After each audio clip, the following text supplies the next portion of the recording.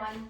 I'm going to show you how we'll use the StretchStrap to practice a little bit of a combination stretch for the leg actually. It's going to work on stretching the hip flexors, which are located in the front of the hip, plus the quadricep muscles, which are located in the front of the thigh.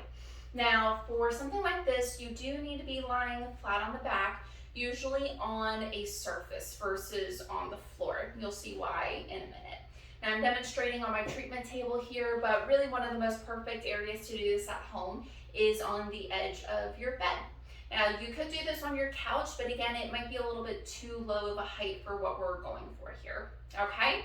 So with the StretchStrap, once you're on your bed or whatever surface it is that you're practicing on, you're going to get positioned. So the leg that we are stretching needs to be closest to the edge of the surface because it's going to actually hang off. So I'm going to take one end of my StretchStrap here and loop it around the foot on the side that we're stretching. I do want to make sure I'm as close to the edge as I can get without falling off, please. Okay. Now my opposite leg, you could have this flat out. I think it's a little more supportive for the back though, if it is bent and the foot is flat on that surface, okay? Keep a little tension in the core just to avoid the back hyperextending or arching. All right, now from here, you let that leg slowly come off and I'm holding on with my strap. So even from here, you should already start feeling a good stretch in the front of the hip and going into the thigh. But again, please make sure you are not hyperextending the back.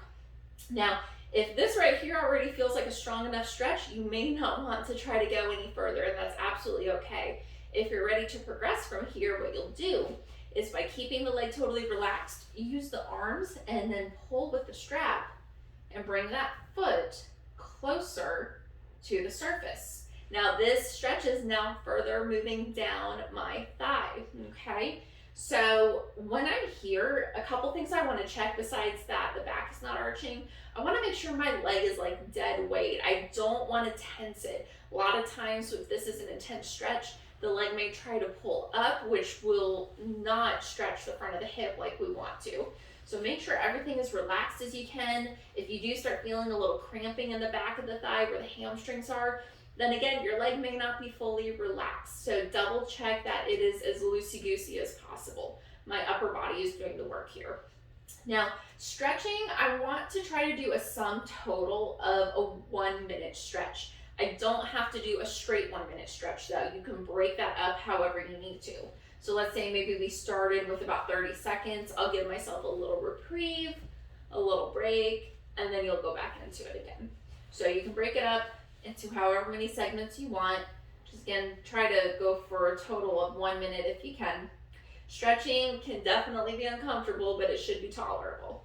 So if it's not tolerable, make sure you adjust your range as needed.